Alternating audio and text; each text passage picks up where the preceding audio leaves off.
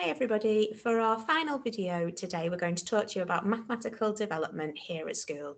So our aim is to allow your children to acquire a really deep, secure and long-term understanding of maths. We are building the foundations that they will go on and use throughout their life. We want to give your children a in-depth knowledge about the number, not just being able to count, but actually manipulate those numbers and really understand what they mean. We want the children to be able to reason and discuss their mathematical thinking with other people to explain how they found their answer, not just knowing what their answer is. So how do we do this? Well, we start with concrete resources, actual things that they can pick up, they can move about and manipulate in order to attempt to find their answer and to gain that mathematical understanding. So we use maybe apples, toy cars, cubes, bears, whatever it is we're using at the time, but they can pick up and move them around. We then move on to pictorial images. So we might have pictures or icons on the board and we're looking and we're using those in order to gain that understanding of what our answer is. And finally, we will introduce the abstract symbols. So in foundation stage, we only introduce the addition, subtraction and equal signs to the children. And we start very, very practically by looking at what we're doing to find the answer. And then we move on to the more formal recording of our answers. But initially it is very play-based learning where we move things around to find our answers. So as Mrs. Steele has already said, we do lots of practical maths with the children. We do lots of visualization to prompt their thinking about what it actually looks like. This is a really good scaffold as they go up through school, so they have a very good understanding of what number actually is, not just symbols, but they're used to seeing real objects and then images. So if we give the children a problem, we give them time to think about their idea before being shown. So for example, we might say, I've got 3 carrots here and 4 carrots here. How many carrots have we got all together? So we would have carrots to show the children, and then some children might come up with the idea of that they could see a set of 5 and 2, and they know that 5 and 2 more is 7. Others might see it as a group of 3 and a group of 4 and put them all together and maybe use their fingers and use their number knowledge to know that 3 add 4 makes 7. Another child might see it as a pattern of 3, another pattern of 3 and 1 more, so that they might know that double 3 is 6 and 1 more is 7. So we teach the children lots of different ways to find their answers. So we show the children by modelling and we always check, and we share our explanations, which are just as important as finding just the answer, so which shows the children have understood the process. We also do a lot of subitizing in the early years as well. We show different numbers in different ways. We have dice where the children become really familiar of recognizing a 6 or a 5 on a dice. We also use that, so maybe when we're looking at number 10, the children can see 2 lots of 5. So instantly they know that 5 and 5 is 10. So we show lots of different ways of making and representing numbers, and the children can instantly see how many they are by looking at the pattern of the number. So in the classroom, we teach one number at a time.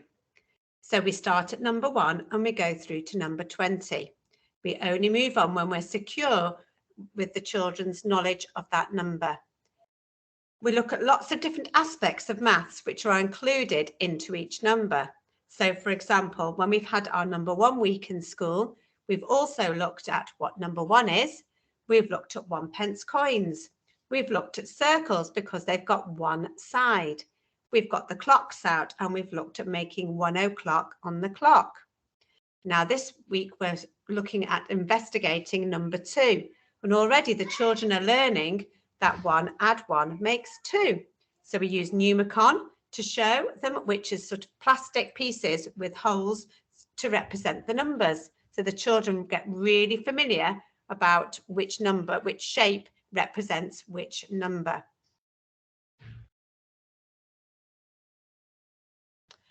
Okay, so I'm going to talk about what this learning might look like in school. So on the PowerPoint here, you can see lots of different ways that we share our maths and our number knowledge within the classroom.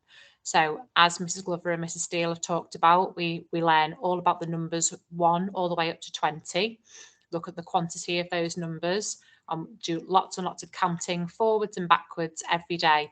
That's something that is really helpful for you to practice at home, counting on and counting backwards from 20. That really helps the children to develop their number knowledge. We also introduce number bonds up to 5. So that's finding 2 different numbers that go together to make 5. For example, 3 and 2 or 4 and 1.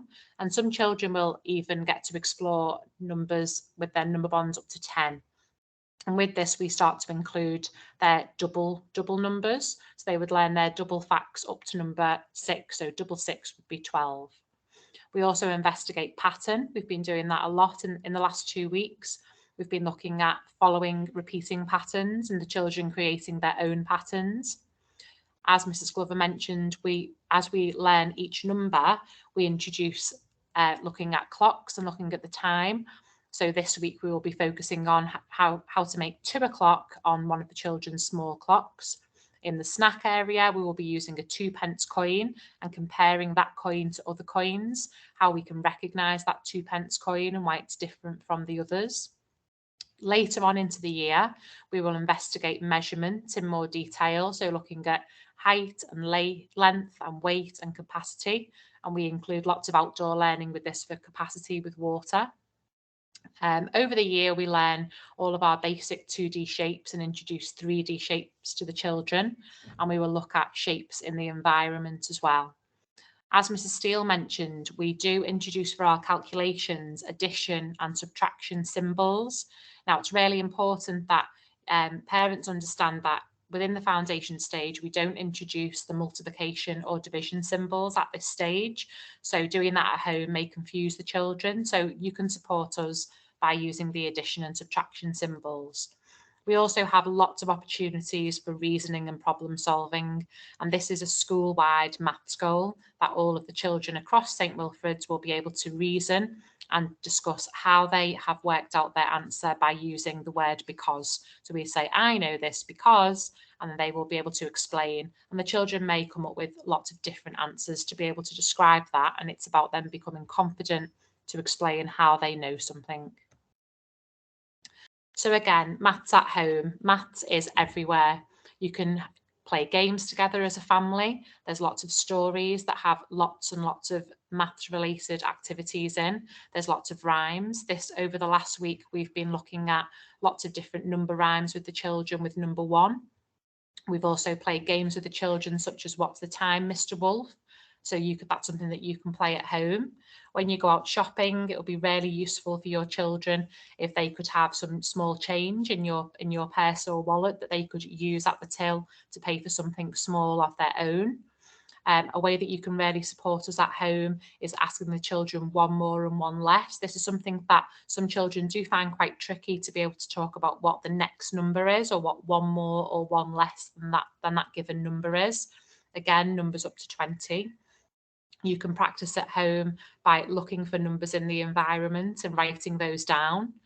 And lots of counting. As I said earlier on, counting is the best thing that the children can be doing at home to be able to really secure that number knowledge. So I really hope that has been useful for all of you at home. Thank you very much for listening.